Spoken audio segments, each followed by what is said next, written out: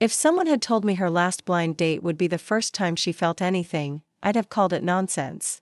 From the 42nd floor of the Lang Industries Tower, the view swept across Crestview's concrete sprawl, ambition etched into the skyline like ancient hieroglyphs.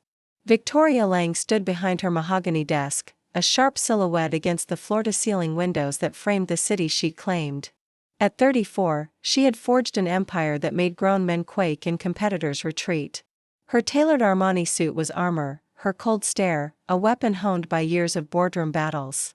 "Miss Lang, the Henderson merger documents are ready for your review," her assistant, Evan, announced, his voice carefully neutral. He had learned, like everyone else in her orbit, that Victoria Lang's time was currency, and wasting it was a capital offense. "Leave them on my desk. Cancel my lunch with the Yamamoto representatives. I need to review the quarterly projections," Victoria replied without turning around, her voice carrying the authority that had earned her the nickname the Ice Queen in business circles. Evan hesitated at the door. "Ma'am, your friend Camila called again. She mentioned something about tonight being important." Victoria's jaw tightened almost imperceptibly. Camila Rivera had been her college roommate, the only person who dared to challenge the walls Victoria had built around herself. For months, Camila had been orchestrating what she called Operation Defrost Victoria's Heart. A series of blind dates that Victoria systematically avoided or sabotaged. "Tell Camila I'm reviewing contracts tonight," Victoria said, finally turning to face Evan. Her green eyes, the color of winter seas, held no warmth. She said she anticipated that response. She also said, and I quote, "Tell the Ice Queen that if she doesn't show up tonight, I'm posting her college karaoke videos on LinkedIn." For the first time that day, Victoria's composure cracked slightly. The memory of a younger, more carefree version of herself singing off-key to Madonna songs flashed through her mind. Camila wouldn't dare. Would she? What time and where? Victoria asked, defeat evident in her voice. 7:30 at Leonard Dan. She said the reservation is under Rivera. As Evan left, Victoria returned to the window. The city sprawled below her like a chessboard where she had learned to play only to win. Love was a luxury she couldn't afford, a weakness that had no place in her carefully constructed world. Her parents' bitter divorce when she was 16 had taught her that emotions were liabilities, that hearts were meant to be broken, and that the only reliable companion was success. The afternoon passed in a blur of conference calls and contract negotiations. Victoria's reputation for ruthless efficiency was well earned. She could dissect a business proposal with surgical precision and identify weaknesses that others missed. By 6 o'clock, her office was empty, except for the soft hum of the city below and the weight of her own solitude. Standing before the mirror in her private bathroom, Victoria studied her reflection. Her dark hair was pulled back in a severe bun. Her makeup flawless but minimal. She looked like what she was, a woman who had traded vulnerability for power, warmth for control.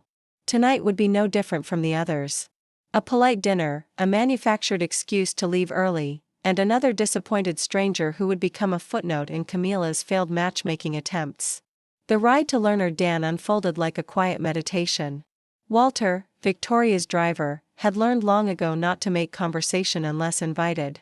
Midtown Crestview's evening traffic parted to reveal the restaurant's refined facade. Through the glass, candlelit tables glowed and servers drifted with practiced grace. "Shall I wait, Miss Lang?" Walter asked, opening her door. "Give me 2 hours. If I'm not out by then, assume I've been kidnapped," Victoria said, the ghost of a smile touching her mouth. The maitre recognized her at once. A face on the covers of Forbes and Fortune tends to linger in Crestview's upper circles. "Miss Lang, your party is already seated. Right this way." As they wove through the intimate dining room, Victoria armed herself with her usual polite distance. She would order the salmon, pose the right questions about her date's career, and make a graceful exit before dessert, a choreography she had perfected to keep real entanglement at bay. But the plan faltered the moment they neared the table. The woman seated with her back to them had auburn hair that caught the candlelight like burnished copper. When she turned, something shifted in Victoria's chest, a fracture in the ice she had spent years fortifying. The smile that greeted her was unguarded, warming a pair of brown eyes in a way that made Victoria startlingly aware of her own rehearsed expressions. A simple black dress, confident without reaching. A handshake firm and warm. "You must be Victoria. I'm Lucia Alvarez." Camila has told me so much about you. Lucia's voice carried a faint accent Victoria couldn't immediately place, and her presence filled the space between them with an energy that made Victoria's usual defenses feel suddenly thin. For a beat, the Ice Queen found no words, caught by eyes that seemed to see past the armor. "It's nice to meet you," Victoria managed at last, her voice softer than intended. As they sat, Victoria understood the evening would not bow to her script. Lucia Alvarez wasn't like the others. One sincere smile threatened to bring down a fortress of glass and steel. The sommelier approached with elegant discretion, offering the wine list to Victoria with the deference reserved for Crestview's power set. Before Victoria could steer the night back under her control, Lucia spoke. "Actually, could we see your natural wines? I'm interested in bottles from small vineyards, the kind where you can taste the story of the soil." An approving lift of the sommelier's brows, and he launched into an animated description of a biodynamic Burgundy. While he spoke, Victoria found herself studying Lucia with growing curiosity, aware that her carefully laid plans were, for once, happily slipping from her grasp. Most of her previous blind dates had deferred to her expertise in everything from wine selection to restaurant choice, treating her wealth and status as the evening's main attraction. "You know, wine," Victoria observed once the sommelier had departed to retrieve their selection. Ar's laugh was warm and unguarded. "My grandmother owned a small vineyard in Mendoza before she immigrated to New York. She used to say that wine was just grape juice with stories. The story of the weather, the soil, the hands that tended the vines. I suppose I inherited her appreciation for the narratives hidden in a bottle." "And what's your story?" Victoria asked, surprising herself with the genuine curiosity in her voice. "I'm a documentary filmmaker," Lucia replied, her eyes lighting up with passion. "I specialize in stories about communities that are often overlooked. Immigrant families building new lives. Small business owners fighting gentrification. Artists creating beauty in unexpected places. I believe everyone has a story worth telling, even if the world doesn't always want to listen." Victoria felt a strange flutter in her chest. In her world, people's stories were reduced to profit margins and market potential. The idea of seeking out narratives simply because they mattered, regardless of their commercial value, was both foreign and oddly appealing. "That must be challenging financially," Victoria said, immediately regretting the clinical tone of her observation. Lucia's smile didn't waver, but Victoria caught a flicker of something. Disappointment, perhaps. In her eyes, "It is. But I've learned that the most meaningful work rarely comes with a guaranteed paycheck. I teach film classes at NYU to pay the bills, and I save every penny I can to fund my projects. It's not glamorous, but it's honest." The wine arrived, providing a momentary reprieve from the weight of Lucia's words. As they tasted the Burgundy, earthy and complex, with hints of cherry and forest floor, Victoria found herself thinking about honesty. When was the last time she had done something simply because it felt right, rather than because it advanced her position or increased her wealth? "Camila mentioned you run Lang Industries," Lucia said, steering the conversation back to safer ground. "That must be incredibly demanding." "It is," Victoria replied, falling back into familiar territory. "We specialize in corporate acquisitions and restructuring. I built the company from a small consulting firm into one of the most successful acquisition companies on the East Coast." "What drew you to that field?" The question was simple, but it caught Victoria off guard. Most people asked about her success, her wealth, her influence. No one had ever asked why she had chosen to build an empire based on taking apart other people's dreams and rebuilding them for profit. "Control," Victoria answered honestly. The word escaping before she could filter it through her usual corporate speak. "In acquisitions, you can see exactly what's broken, fix it, and make it profitable. There are no surprises, no emotional variables that can't be quantified and managed." Lucia nodded thoughtfully, swirling the wine in her glass. "That makes sense. But don't you ever miss the surprises, the variables that can't be quantified?"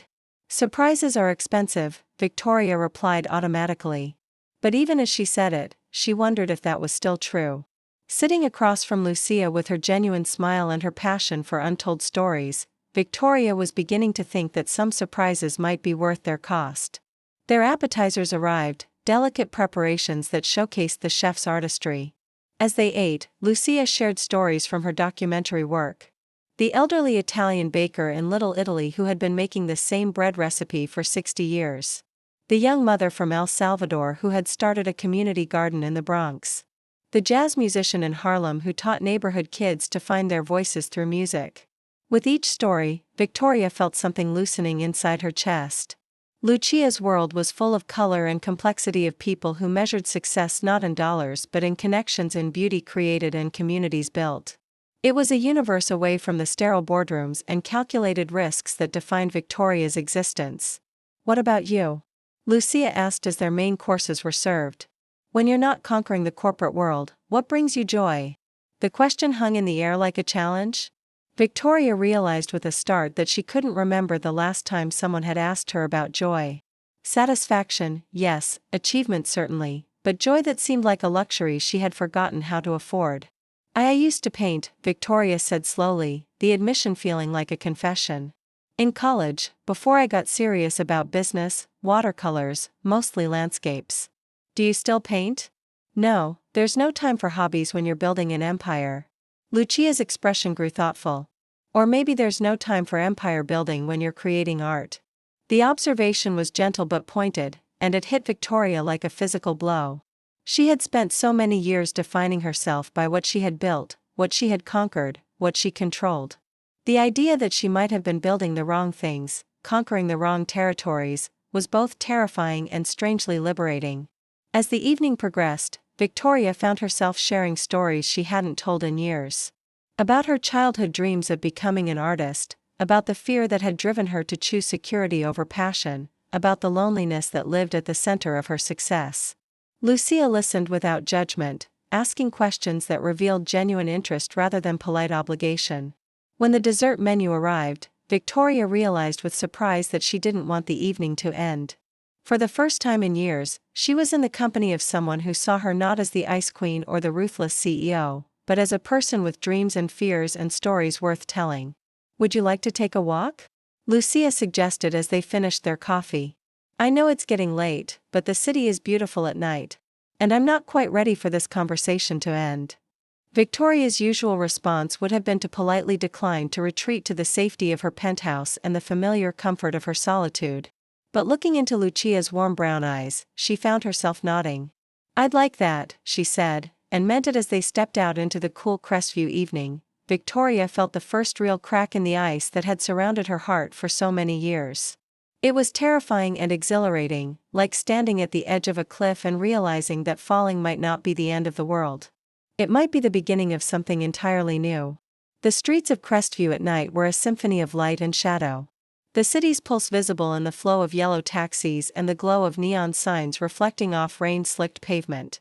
A light drizzle had begun to fall, creating halos around the street lights and adding a romantic softness to the urban landscape. Victoria had walked these streets countless times, but tonight with Lucia beside her, the familiar felt transformed. I love the city at this hour, Lucia said, pulling a light scarf from her purse and wrapping it around her shoulders. During the day, everyone's rushing towards something. Meetings, deadlines, obligations, but at night, people slow down.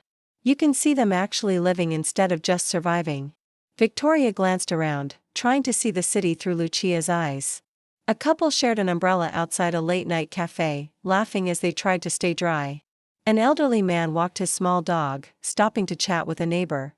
A group of young artists had set up an impromptu gallery on a corner, their paintings propped against a building wall, hoping to catch the attention of passers-by. I usually see the city as a machine, Victoria admitted, stepping closer to Lucia as they navigated around a puddle. Efficient systems, economic indicators, real estate values. I never really noticed the humanity of it. That's because you've been looking down at it from the 42nd floor, Lucia said with a gentle smile. The view is different when you're walking among the people instead of watching them from above. They turned onto a quieter street lined with brownstones, their windows glowing warmly in the darkness. The rain was getting heavier, and Lucia gestured toward a small covered bus stop. Should we wait it out? Under the shelter's modest protection, they stood closer than they had all evening. Victoria could smell Lucia's perfume, something subtle and warm, like vanilla and sandalwood. She felt the charged space between them, the way Lucia's nearness seemed to thread the air with possibility. Can I ask you something? Lucia said, turning squarely toward her. What happened that made you so afraid to let people in? The question was direct but gentle, and Victoria felt her reflexive defenses rise. She could deflect, pivot to work, serve a polished line about leadership and boundaries. Instead, she told the truth. My parents, she said quietly, watching rain river down the bus stop's glass. Everyone called it a perfect marriage, successful, powerful, the kind of couple that landed on magazine covers. Behind the doors, it was a battlefield. Love became a weapon. Affection, leverage. When they finally divorced, it was so ugly it made the business pages of the Times. Lucia listened without cutting in, her presence a steadying warmth in their small shelter. I was 16, Victoria went on. Old enough to grasp that everything I thought love was had been a lie. I watched my mother, brilliant, independent, turn bitter and vindictive. I watched my father use his wealth to punish her, to keep control even after it ended. I decided I'd never give anyone that kind of power over me. So you built walls, Lucia said softly. I built an empire, Victoria corrected. Walls can be knocked down. Empires are harder to destroy, harder to escape, too. The words hung between them like a dare. She had never considered her success a cage. With Lucia beside her, she wondered if that's what it had become. What about you? Victoria asked, nudging the focus away from the sting of her own admission. The real story, not the documentary logline. Lucia watched the rain for a beat. My parents came from Argentina when I was 8. My father taught literature in Buenos Aires, but his degrees didn't transfer. He took construction jobs. My mother cleaned offices at night. They gave up everything so I could have chances they never had. That must have been hard. It was, Lucia said. But it taught me the most valuable things aren't bought or sold. They arrived with nothing, but they had each other, and hope. They built a life out of love and shared dreams, not accumulation or control. Something tightened in Victoria's chest, envy, maybe, or regret. Do you ever feel pressure to prove their sacrifices were worth it, to hit some measurable version of success? Every day, Lucia admitted.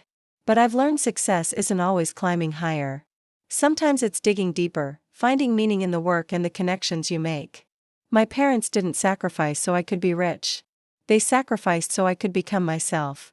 The rain eased, and they stepped back onto the sidewalk. As they walked, Victoria found herself saying more than she'd meant to, about the isolation of leadership. How achievement had walled her off from real connection. The creeping sense that she'd built on the wrong foundation. Do you ever think about changing course? Lucia asked at the crosswalk. Every day, Victoria said, startled by her own honesty. I just don't know how. I've spent years becoming this person, the ice queen, the ruthless CEO. I'm not sure what's left under the armor. Lucia stopped and faced her, eyes warm and serious in the streetlight. There is, she said with quiet conviction. I can see her. She's the woman who used to paint watercolors. The one who chose dinner with a stranger over contracts tonight. The one walking in the rain talking about what matters. She's still there, Victoria. She's just been waiting for permission to come out. The words hit Victoria like a physical force, breaking through defenses she had spent years constructing. For a moment, she felt exposed and vulnerable, as if Lucia could see straight through to the parts of herself she had buried beneath ambition and control. I don't know how to be that person anymore, Victoria whispered.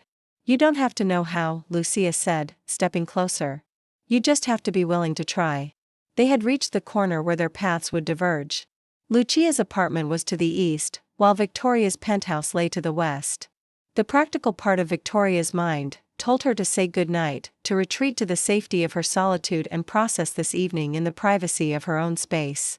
But another part of her, a part that had been silent for too long, wanted to keep walking, to keep talking, to see where this unexpected connection might lead. I should probably head home, Victoria said, but her feet remained planted on the sidewalk. Probably, Lucia agreed, but she made no move to leave either. They stood there for a moment, the city flowing around them like a river around stones. Finally, Lucia reached into her purse and pulled out a business card. I'm working on a documentary about people who've made major life changes, she said, offering the card to Victoria. Career changes, relationship changes, complete reinventions. I'd love to hear more of your story sometime if you're interested. Victoria took the card, their fingers brushing briefly in the exchange. The contact was electric, sending a jolt of awareness through her that she hadn't felt in years. "I'll think about it," Victoria said, though they both knew she would do more than think. As Lucia disappeared into the night, Victoria stood alone on the corner, holding a business card that felt like a key to a door she hadn't known existed. For the first time in years, the Ice Queen felt something melting inside her chest. And instead of being terrified by the sensation, she found herself curious about what might emerge from the thaw. Victoria's penthouse apartment occupied the entire top floor of a glass tower overlooking Central Park. Its minimalist design a testament to wealth and control. Floor-to-ceiling windows offered a commanding view of the city below. While the interior spaces were arranged with the precision of a museum exhibit, beautiful, untouchable, and utterly devoid of warmth. She stood in her living room at 3 o'clock in the morning, still wearing her dinner clothes. Lucia's business card turning over and over in her hands. The rain had stopped and the city sparkled below her like a circuit board. All clean lines and efficient connections. But for the first time, the view that had once filled her with satisfaction now felt like a barrier between herself and the world she had glimpsed tonight. Sleep was impossible. Every time she closed her eyes, she saw Lucia's warm brown eyes, heard her voice talking about stories worth telling, and the courage to become yourself. Victoria had built her life on certainties, market projections, profit margins, strategic advantages. Lucia represented something far more dangerous, possibility. The next morning arrived gray and overcast, matching Victoria's mood as she prepared for another day of corporate warfare. But as she stood before her walk-in closet, selecting her armor for the day, she found herself hesitating. Her usual choices, severe black suits, sharp lines, colors that commanded respect and maintained distance, suddenly felt like costumes for a role she was tired of playing. Almost without thinking, she reached for a navy blue dress she had bought months ago, but never worn. It was still professional, but softer somehow, with a subtle pattern that caught the light. As she looked at herself in the mirror, she saw something she hadn't seen in years. A woman instead of a weapon. "You look different today, Ms. Lang," Evan observed as she entered her office. "Did you change your hair?" "No," Victoria replied, settling behind her desk. "Same hair, same face. Perhaps you need new glasses." But Evan was right. And they both knew it. Something fundamental had shifted in Victoria's carefully constructed world, and the change was visible even to those who saw her every day. The morning passed in a blur of meetings and conference calls, but Victoria found her attention wandering. During a presentation about a potential acquisition, a small family-owned restaurant chain that could be optimized for greater profitability, she found herself thinking about Lucia's documentary subjects. What would happen to the families who had built these restaurants? What stories would be lost in the pursuit of efficiency? "Miss Lang." The presenter had stopped talking and was looking at her expectantly. "I'm sorry. Could you repeat the question?" "I was asking about your thoughts on the timeline for closing the restaurants that don't meet our profitability standards." Victoria looked at the presentation slides, seeing them with new eyes. Charts and graphs reduced human dreams to data points, transforming lives into line items that could be eliminated with the stroke of a pen. "I need to review the proposal more thoroughly," she said finally. "Let's table this discussion until next week." The room fell silent. Victoria Lang never delayed decisions, never showed uncertainty, never asked for more time to think. Her team exchanged glances, unsure how to interpret this unprecedented display of hesitation. After the meeting, Victoria found herself alone in her office, staring at Lucia's business card. The smart thing would be to throw it away, to forget about the evening that had disrupted her carefully ordered world. But instead, she found herself reaching for her phone. The call went to voicemail, and Lucia's voice filled the space around her. Warm, genuine, alive in a way that made Victoria's sterile office feel like a mausoleum. "Hi, this is Lucia. I'm probably out chasing a story or teaching someone how to find their voice through film. Leave me a message and I'll get back to you as soon as I can." "Lucia, this is Victoria Lang from last night. I have been thinking about what you said about your documentary. I'd like to talk more if the offer is still open. You can reach me at this number." She hung up before she could change her mind, her heart racing as if she had just jumped off a cliff. In a way, she had. The afternoon brought a crisis that would normally have consumed all of Victoria's attention. One of their major acquisitions was facing a hostile takeover attempt, and her team was in full battle mode, preparing defenses and counter-strategies. But as she sat in the war room surrounded by lawyers and analysts, Victoria found herself thinking about Lucia's words. Sometimes success isn't about climbing higher.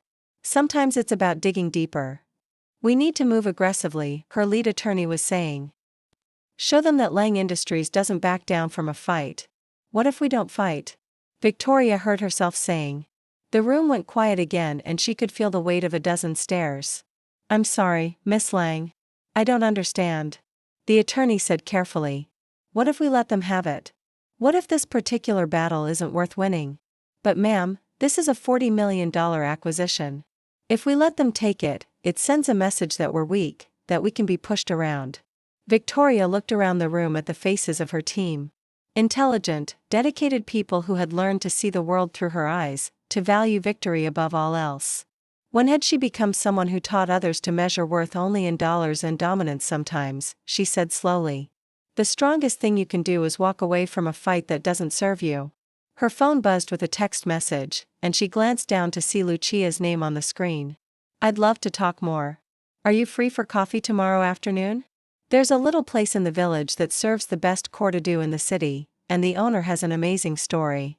Victoria looked up at her team, still waiting for direction, still expecting her to be the ice queen who never showed weakness or uncertainty. For years, she had given them exactly what they expected, had played the role so perfectly that she had forgotten it was a performance. Rush this meeting for Monday, she said, standing up. I need some time to think. As her team filed out, confusion evident in their whispered conversations, Victoria typed her response to Lucia. Tomorrow sounds perfect. Send me the address. She spent the rest of the afternoon staring out her window at the city below, watching people move through their lives with purpose and passion. Somewhere down there, Lucia was probably working on her documentary, capturing stories that mattered to her, not because they were profitable, but because they were true. For the first time in years, Victoria wondered what her own story might look like if she had the courage to tell it honestly. What would she say about the woman who had built an empire but lost herself in the process? What would she say about the choice between safety and authenticity, between control and connection? As the sun set over Crestview, painting the sky in shades of gold and pink, Victoria made a decision that would have been unthinkable just 24 hours earlier. She was going to find out what happened when the Ice Queen allowed herself to melt. Even if it meant risking everything she had built in the process, the fortress of glass and steel that had protected her for so long was beginning to crack. And instead of rushing to repair the damage, Victoria found herself curious about what might grow in the spaces where the light was finally getting in. The coffee shop Lucia had chosen was a world away from the sterile corporate environments where Victoria usually conducted her business. Tucked into a narrow street in Greenwich Village, Café Solera was the kind of place that existed in defiance of Crestview's relentless gentrification. Mismatched furniture, walls covered in local artwork, and the rich aroma of coffee beans roasted on site.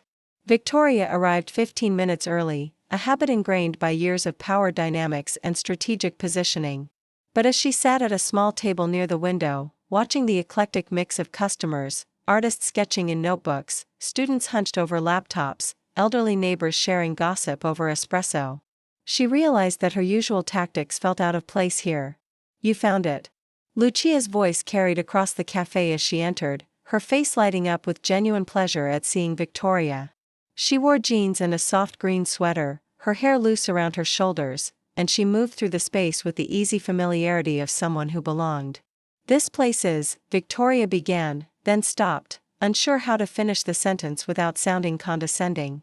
Differ from your usual haunts, Lucia suggested with a knowing smile as she settled into the chair across from Victoria. I thought you might appreciate seeing a different side of the city. The owner, a woman in her 60s with silver hair and paint-stained fingers, approached their table with 2 cortados. Lucia Mamor, you brought a friend. Rosa, this is Victoria. Victoria, meet Rosa Morales, the heart and soul of this place. Rosa's eyes crinkled with warmth as she shook Victoria's hand. Any friend of Lucia's is family here. She's been documenting our neighborhood for months, showing the world that we're more than just real estate prices and development plans. After Rosa returned to the counter, Lucia leaned forward slightly. She came here from Puerto Rico 40 years ago with nothing but a coffee recipe her grandmother taught her. She's raised 3 children in the apartment upstairs, put them all through college, and created a community space that survived 4 different attempts at forced relocation. Victoria sipped her cordideau, surprised by its complexity, rich and smooth with hints of chocolate and caramel. It's excellent coffee. It's more than coffee, Lucia said gently. It's Rosa's story, her family's legacy, her community's gathering place. When developers look at this block, they see profit potential. When I look at it, I see Rosa's story and dozens of others like it. And when I look at it, Victoria asked, though she suspected she already knew the answer. Honestly, I'm not sure yet. That's what I'm hoping to find out. Lucia pulled out a small digital recorder and placed it on the table between them. Would you mind if I recorded our conversation? I know it might feel strange, but sometimes hearing our own words played back helps us understand what we're really saying. Victoria's instinct was to refuse. She had spent years controlling her image, carefully crafting every public statement, never allowing herself to be vulnerable on record. But something about Lucia's presence made her usual defenses feel unnecessary. Okay, she said, surprising herself. Tell me about the moment you decided to build your empire, Lucia began, her voice taking on the gentle authority of an experienced interviewer. Not the business school version or the magazine profile version, the real moment. Victoria was quiet for a long time, watching steam rise from her cup. I was 17, she said finally. My parents' divorce had just been finalized, and I was staying with my mother in our old house, this massive place in the Hamptons that felt like a museum after my father moved out. She was in the library, surrounded by legal documents, crying over the settlement papers. Lucia waited, her presence encouraging without being pushy. She looked up at me and said, "Never let anyone have this kind of power over you, Victoria. Never give them the ammunition to destroy you." I realized then that love was just another form of leverage. And I decided I would never be vulnerable enough to be leveraged. So, you built Lang Industries as a shield. I built it as a weapon, Victoria corrected. If I was going to live in a world where everything was about power and control, I was going to be the one holding the weapons. And has it worked? Do you feel safe? The question hung in the air like a challenge. Victoria thought about her penthouse apartment, her loyal staff, her impressive bank account. She thought about the respect she commanded in boardrooms, and the fear she inspired in competitors. I feel insulated, she said slowly. But I'm not sure that's the same thing as safe. What would safety look like to you? I don't know, Victoria admitted. I've spent so many years focused on control that I've forgotten what it feels like to trust. Lucia reached across the table and gently touched Victoria's hand. The contact was brief but electric, sending warmth up Victoria's arm and straight to her chest. Trust is like a muscle, Lucia said softly. The more you use it, the stronger it gets. But if you don't use it for years, it atrophies. How do you rebuild something that's atrophied? Slowly, carefully, with people who prove they're worthy of the risk. They talked for 2 hours, the conversation flowing from Victoria's childhood to her business philosophy to her secret dreams of returning to art. Lucia shared stories from her own life. The challenges of being a first-generation American, the pressure to succeed, the choice to pursue meaning over money. I have something to show you, Lucia said. As their conversation began to wind down, she pulled out her phone and showed Victoria a video. Rough footage of Rosa working behind the counter. Her hands moving with practiced grace as she prepared drinks and chatted with customers. This is just a small piece of what I'm working on, Lucia explained. A documentary about small business owners who've created community spaces in neighborhoods facing gentrification. Rosa's story is one of 12 I'm following. Victoria watched the footage, seeing Rosa not as a business owner or a profit center, but as a person with dreams and struggles and a deep connection to the community she served. It's beautiful, Victoria said, and meant it. It's real, Lucia replied. That's what I love about documentary work. It forces you to see people as they actually are, not as you think they should be or as they present themselves to the world. Is that what you're doing with me? Seeing me as I actually am. Lucia's smile was gentle, but direct. I'm trying to. The question is whether you're ready to see yourself that way. As they prepared to leave, Rosa approached their table again. Lucia, are you bringing your friend to the community meeting next week? We're discussing the new development proposal, and we could use all the support we can get. What kind of development proposal? Victoria asked. A luxury condo complex, Rosa explained, her voice heavy with worry. They want to buy out the entire block, tear down everything that's here, and build something for people who can afford $3,000 studio apartments. They say it's progress, but it feels like eraser. Victoria felt a familiar stirring in her chest. The analytical mind that could dissect a business proposal and identify its weaknesses. But this time, instead of looking for ways to exploit those weaknesses for profit, she found herself thinking about Rosa's story, about the community that would be lost if the development went forward. "I'd like to come to the meeting," she heard herself saying, "if that's okay." Lucia's eyes widened with surprise and something that might have been pride. "Are you sure? It might be different from the meetings you're used to." "I'm counting on it," Victoria replied. As they walked out into the late afternoon sunshine, Victoria felt something she hadn't experienced in years. The excitement of not knowing what came next. For so long, her life had been predictable, controlled, safe in its isolation. But walking beside Lucia through the winding streets of the village, she began to understand that safety might not be worth the price she had paid for it. "Thank you," she said as they reached the subway entrance where their paths would diverge. "For what?" "For seeing something in me that I'd forgotten was there." Lucia's smile was radiant. "It was always there, Victoria. You just needed permission to let it show." As Victoria descended into the subway, she realized that for the first time in years, she was looking forward to tomorrow. Not because she had a strategy or a plan, but because she had no idea what it might bring. The Ice Queen was melting, and instead of being terrified by the transformation, she was beginning to embrace the possibility of becoming someone entirely new. The community center in Greenwich Village was a far cry from the marble and mahogany boardrooms where Victoria usually wielded her influence. Folding chairs arranged in uneven rows faced a small stage where a banner reading "Save Our Neighborhood" hung slightly askew. The air buzzed with passionate conversations in multiple languages, and the energy was electric with the kind of grassroots activism that Victoria had only read about in business journals as a force to be managed or overcome. Victoria arrived wearing jeans and a simple blouse, an outfit that would have been unthinkable in her corporate life, but felt appropriate for this new world she was tentatively exploring. She spotted Lucia near the front setting up a camera to document the meeting and felt a flutter of nervousness that had nothing to do with public speaking or high-stakes negotiations. "You came," Lucia said, her face lighting up as Victoria approached. "I wasn't sure you would." "Neither was I," Victoria admitted. "This is outside my comfort zone." "The best things usually are." Rosa spotted them and hurried over. Her face creased with worry. "Lucia Mamor, I'm so glad you're here." "And Victoria, welcome. Welcome. We need all the help we can get tonight." "What exactly is the situation?" Victoria asked, her analytical mind automatically shifting into assessment mode. "Meridian Development Group wants to buy our entire block," Rosa explained. "They're offering what they call fair market value, but it's not enough for any of us to relocate in the neighborhood. They want to tear down everything: the cafe, the bookstore, the community garden, Mrs. Lee's laundromat, and build luxury condos that start at $4,000 a month." Victoria felt a chill of recognition.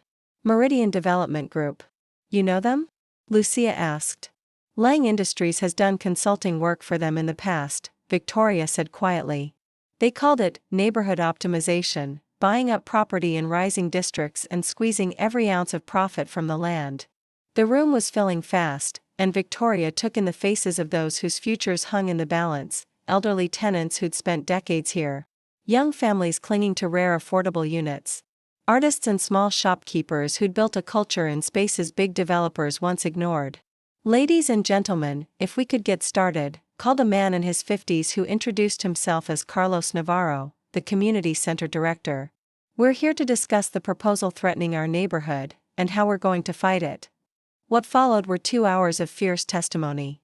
Mrs. Lee, whose family had run the laundromat for 30 years, spoke through tears about customers who'd become kin. A young mother described the community garden where her kids learned to grow vegetables and find a patch of nature in the city. An elderly jazz musician recalled informal concerts in the park that kept the neighborhood's heritage alive. With each story, Victoria's discomfort deepened. She recognized Meridian's playbook in advance: the polished language she herself had helped craft: economic development, job creation, increased tax base, while the human cost was buried in footnotes and mitigation strategies. The problem, Carlos said, is they have lawyers, lobbyists, and endless resources. We've got passion and community spirit, but that doesn't always translate into a legal win. What if you had someone who understands their strategies? The words were out before Victoria could stop herself. Heads turned. She felt Lucia's surprised gaze like a touch. "I'm sorry, who are you?" a woman in the back asked. Victoria rose, heart thudding. "My name is Victoria Lang. I run a corporate consulting firm. I've worked with developers like Meridian. I know how they think, how they operate, where the weak points are." A ripple moved through the room, curiosity, skepticism, open hostility. "So you're one of them," said a young man with paint-stained fingers whom Victoria recognized from the cafe. "You help rich people get richer by pushing out poor people." The blow landed because it was true. For years she'd been exactly that, a weapon for corporate interests, optimizing profits and sidelining people. "Yes," she said simply. "I have been. But I'm here because I want to be something different." Lucia stood beside her, and gratitude surged. "Victoria's been learning about our community," Lucia said. "She's seen what we're fighting to preserve, and she wants to help." "Why should we trust her?" the young artist pressed. "How do we know she isn't a corporate spy?" Victoria surveyed the room, wary, hopeful, exhausted, resolute faces. These were the lives reduced to data points in reports she'd once authored.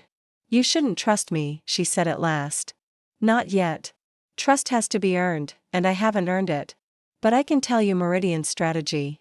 They'll try to split you, make individual offers to owners that look generous but are designed to fracture your collective power. They'll run out the clock with legal delays and bureaucratic hurdles. They'll brand their project as inevitable progress and paint you as foolish obstruction." She paused, meeting Rosa's eyes. "But they have vulnerabilities.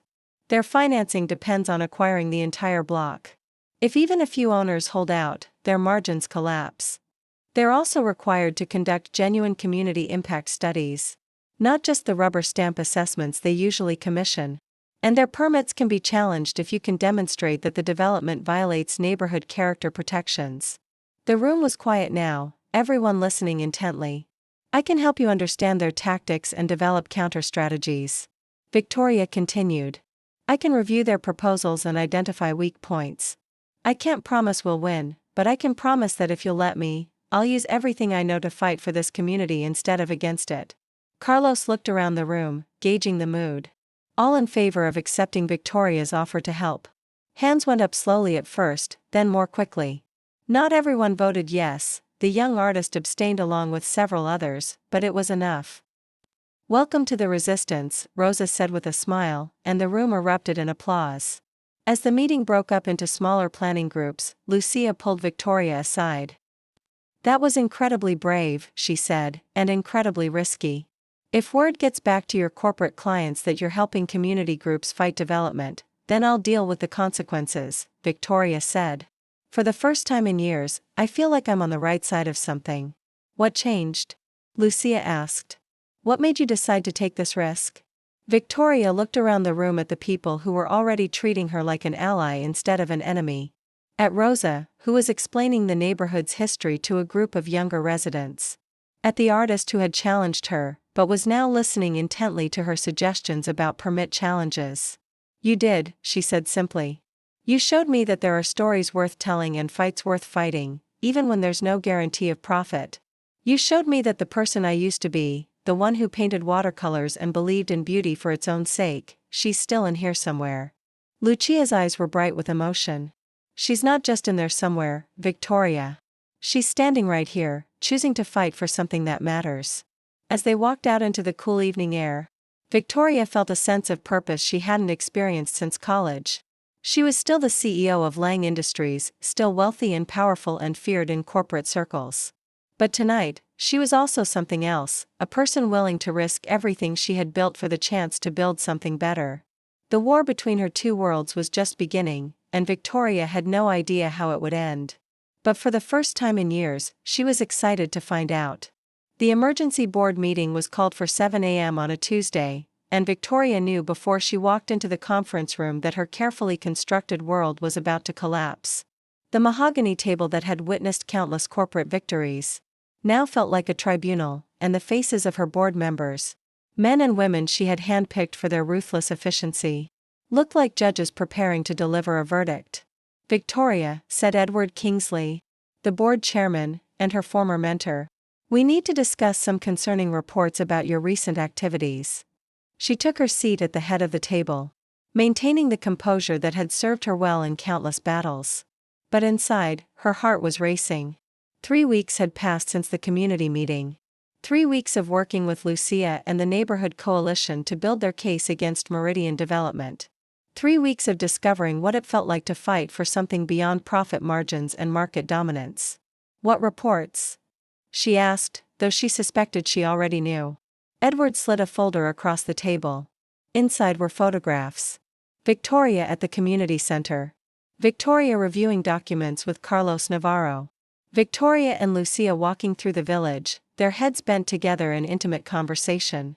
"Meridian Development is one of our most important clients," said Elaine Whitaker, the board's financial officer. "They brought us $12 million in consulting fees over the past 2 years. And now we discover that you're actively working against their interests." "I'm helping a community understand their legal options," Victoria replied carefully. "That's not the same as working against anyone's interests." "Don't insult our intelligence," Edward said sharply. "You've been providing strategic advice to help them block a development project that we helped Meridian plan. You've compromised our professional integrity and potentially exposed us to legal liability." Victoria looked around the table at the faces of people who had once respected her, who had followed her leadership without question. Now she saw suspicion, disappointment, and something that looked like betrayal. "Furthermore," Elaine continued, "there are questions about your judgment in other areas. The Henderson merger that you delayed indefinitely, the restaurant acquisition you refused to approve, the hostile takeover defense you abandoned. Your behavior has become erratic." "I've become more thoughtful about the human impact of our decisions," Victoria said. "I don't think that's erratic." "It's not profitable," said Nathan Pierce, the newest board member and Victoria's former protégé. "And profitability is our only responsibility to our shareholders." The words hit Victoria like a slap because she recognized them. They were her own words spoken in countless meetings over the years. She had trained these people to think exactly as they were thinking, to value exactly what they were valuing. The fact that she had changed didn't automatically change the machine she had built. "I'm calling for a vote of no confidence," Edward announced.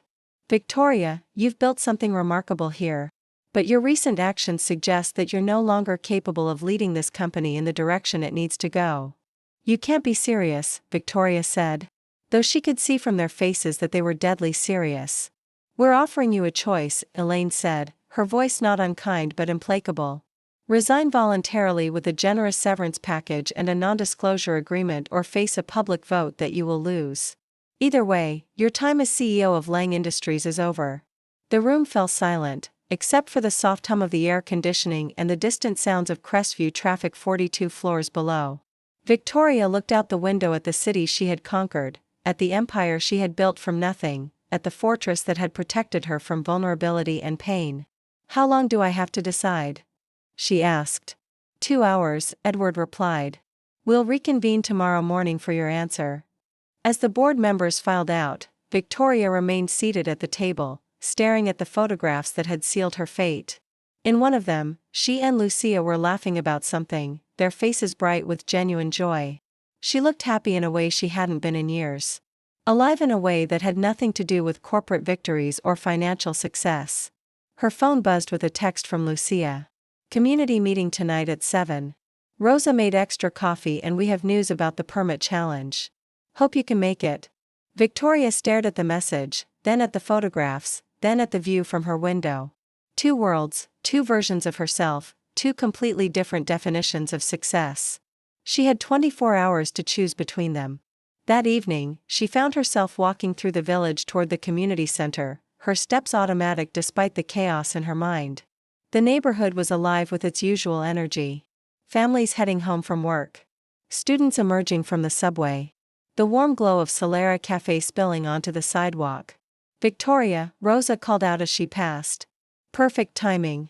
I just made a fresh batch of those almond cookies you liked." Inside the cafe, Lucia was setting up her camera equipment, preparing to document another chapter in the community's fight. She looked up as Victoria entered, her face lighting up with the smile that had become the brightest part of Victoria's days.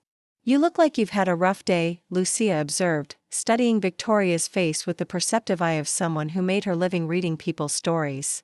"You could say that," Victoria replied, accepting the coffee and cookie that Rosa pressed into her hands. "Want to talk about it?" Victoria looked around the cafe at the familiar faces. The artist who had challenged her at the first meeting, but now nodded respectfully when she offered legal advice. The elderly woman who always saved her a seat at community meetings. The young father who had started bringing his daughter to hear Victoria explain property law in terms simple enough for a 7-year-old to understand. "My board is forcing me out," she said quietly. "They found out about my work here and they've decided I'm no longer fit to lead the company." Lucia's face went pale. "Victoria, I'm so sorry. I never meant for poor favor," continued Geranda. "Expert logo premier you to lose everything because of this." "I haven't lost everything," Victoria said, surprising herself with the certainty in her voice. "I've just been forced to choose what matters most." The community meeting that night was smaller than usual, just the core group of activists and property owners who had been fighting the development from the beginning. But the energy was electric because Carlos had news. The permit challenge worked, he announced to cheers and applause. The City Planning Commission has agreed to conduct a full environmental and community impact study before approving Meridian's proposal. "It's not a victory yet, but it's a significant delay that gives us time to build our case." Rosa stood up, tears in her eyes. "I want to thank everyone who made this possible, but especially Victoria. Without her knowledge of how these developers operate, we never would have known which permits to challenge or how to challenge them." The room erupted in applause, and Victoria felt something she had never experienced in all her years of corporate success. The satisfaction of using her skills to protect something beautiful rather than destroy it. After the meeting, she and Lucia walked slowly through the neighborhood, neither wanting the evening to end. "What will you do?" Lucia asked as they paused outside the community garden where someone had strung lights between the trees, creating a magical canopy over the vegetable plots and flower beds. "I don't know," Victoria admitted. "For the first time in my adult life, I have no plan, no strategy, number 5-year projection. It's terrifying and exhilarating at the same time." "You could start your own firm," Lucia suggested. "Use your expertise to help communities instead of corporations." "With what capital?" "My entire fortune is tied up in Lang Industries stock. If I resign, I'll have enough to live comfortably, but not enough to compete with the corporate law firms that developers usually hire." Lucia stopped walking and turned to face her. "What if you didn't need to compete with them? What if you worked with communities that can't afford corporate law firms at all? Pro bono work, community advocacy. There are neighborhoods all over the city facing the same pressures as this one. They need someone who understands how the system works. Someone who can level the playing field." Victoria considered this, imagining a life spent fighting for Solera Cafe instead of helping corporations eliminate places like it. "It would mean giving up everything I've built." "Would it?" Lucia asked gently. "Or would it mean building something better?" They had reached Lucia's apartment building, a converted brownstone with ivy climbing the walls and window boxes full of herbs. Lucia hesitated at the door, then turned back to Victoria. "I know this is complicated," she said. "I know you're facing an impossible choice between the life you've built and the life you might want. But I need you to know that whatever you decide, these past few weeks they've been the best part of my year." "Mine, too," Victoria said softly. "I'm falling in love with you," Lucia said, the words hanging in the air between them like a bridge across an impossible chasm. "I'm falling in love with the woman who fights for community gardens and explains property law to 7-year-olds and looks at the world like she's seeing it for the first time." Victoria felt her carefully constructed walls finally crumble completely. "I'm falling in love with you, too. And that terrifies me more than losing my company or my fortune or my reputation." "Why?" "Because I don't know how to love someone without trying to control them. I don't know how to be vulnerable without building defenses. I don't know how to be the person you're falling in love with." Lucia stepped closer, close enough for Victoria to catch her perfume and the gold flecks in her brown eyes. "You don't have to know how," she said, echoing their first walk in the rain. "You only have to be willing to try." The next morning, Victoria sat in her office for the last time, looking out over the city that had been her domain. On the desk lay 2 documents, her resignation letter and a pre-dawn business plan labeled Lang Community Advocacy. At exactly 9 a.m., she entered the boardroom where her former colleagues waited. "I resign," she said, sliding the letter to Edward. "Effective immediately." "I'm sorry it came to this," he replied, relief flickering anyway. "You built something extraordinary." "I did," she agreed. "Now I'm going to build something better."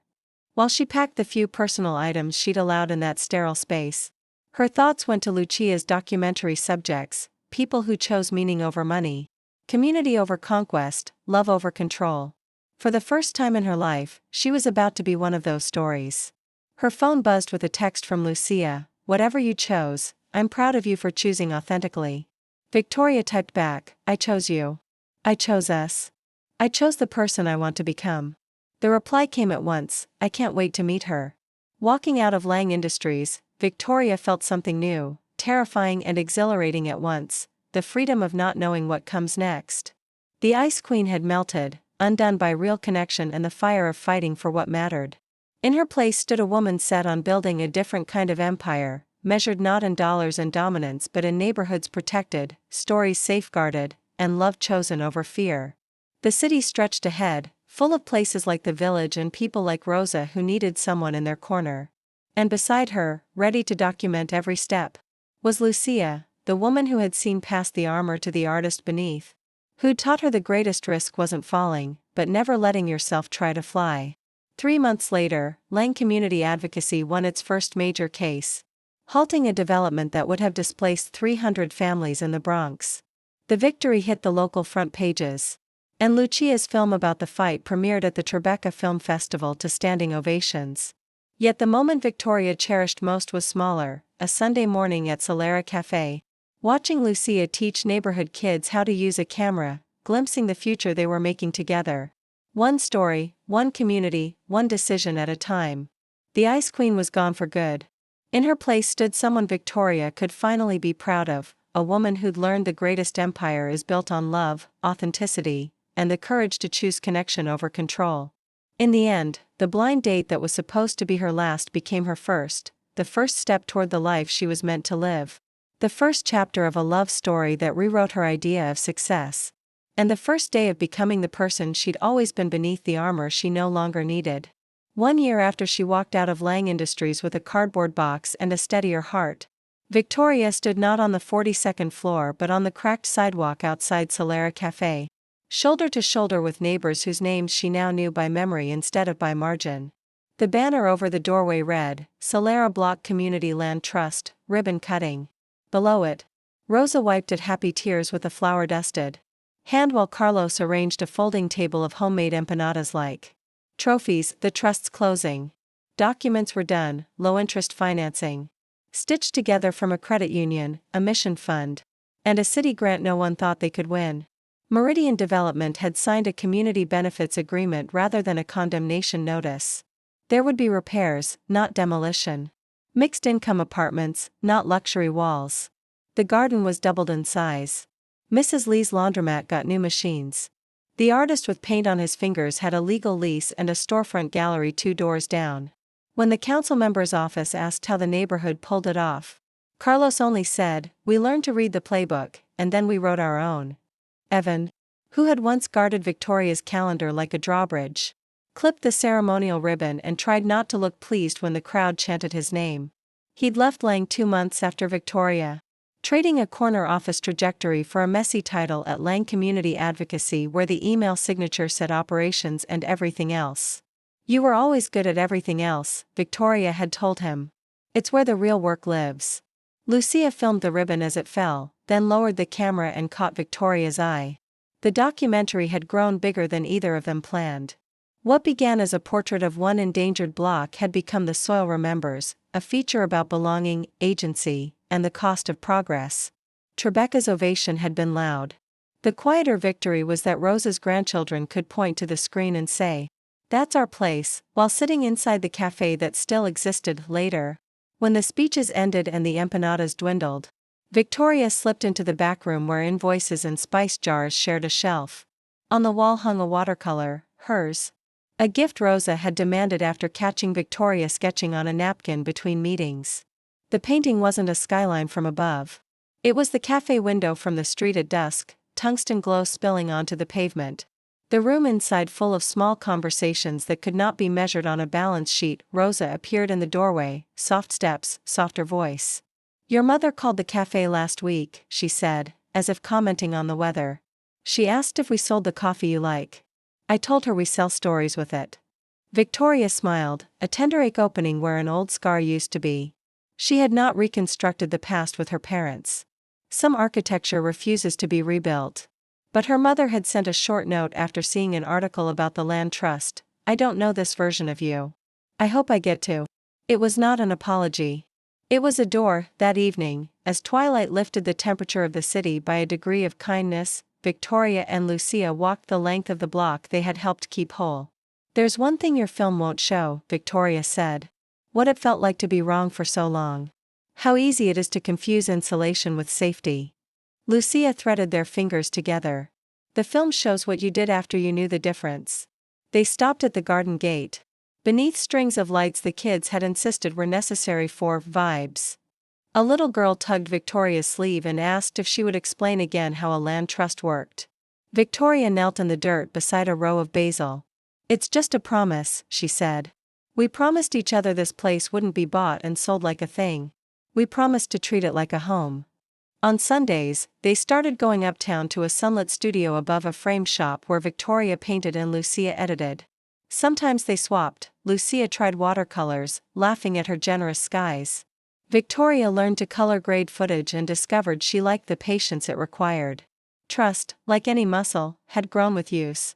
They learned each other's edges, how Victoria became quiet when she needed time to choose courage, how Lucia grew fierce when a story was at risk of being softened for comfort.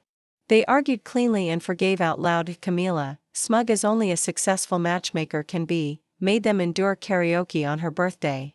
At midnight, with zero coercion and more joy than pitch, Victoria sang the first verse of a Madonna song badly, on purpose, just to hear Lucia's laugh turn into a delighted, disbelieving whoop. Someone posted a grainy clip to a neighborhood forum. For once, Victoria didn't mind being seen unarmored. Not every battle landed cleanly. A project in Queens slipped past them on a technicality. They lost the vote by 1 seat and watched a row of auto shops close inside of 6 months. They grieved the loss the way advocates do, by refusing to let grief be the last word. The next week, Evan rolled out a new checklist for permit challenges. Carlos recruited 3 additional block captains.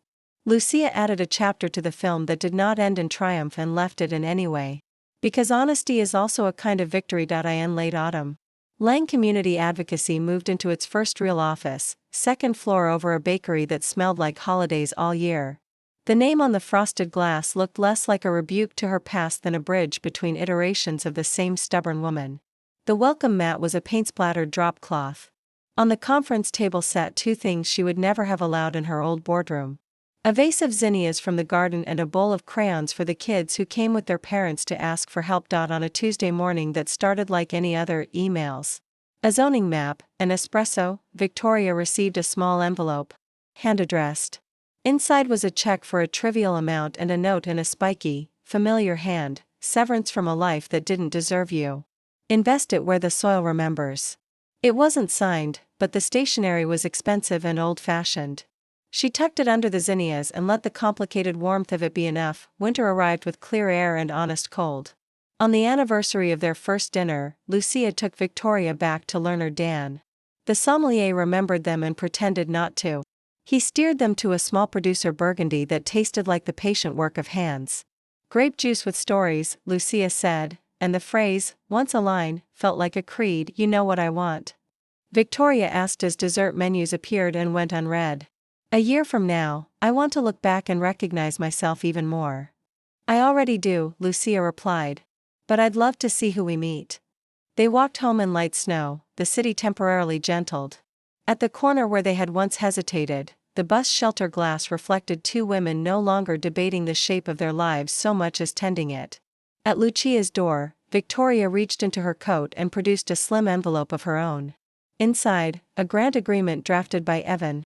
Funds earmarked for an after-school media lab at the community center. the seed of a program they dreamed about but never had time to start. For your students, Victoria said. For their stories. For ours, Lucia answered. And kissed her in the doorway like a period placed where the sentence finally knew how it wanted to end, and begin again. In the years ahead. There would be bigger stages and messier rooms, policy roundtables and late-night edits. Losses that hurt and wins that healed more than expected. But the measure remained the same, neighborhoods protected, voices amplified, love chosen daily over the easier shelter of control. The empire Victoria built the second time did not glitter from 42 floors up. It grew root deep and street level. A network of promises held in common. Sometimes, on her way to a meeting, she'd pause outside a gallery window and catch sight of a small watercolor of a cafe at dusk. Light pooling on the pavement like something spilled and irretrievable and, somehow, gathered back. She'd watch strangers stop to look and feel the quiet satisfaction of a life that finally made sense from the ground. The blind date that was supposed to be her last remained what it had become. The first page of a story written in present tense, two people walking a city that now felt like theirs. Turning toward the next block, the next child shouldering a borrowed camera. The next door that didn't need to be kicked down because someone had learned, at last, how to knock.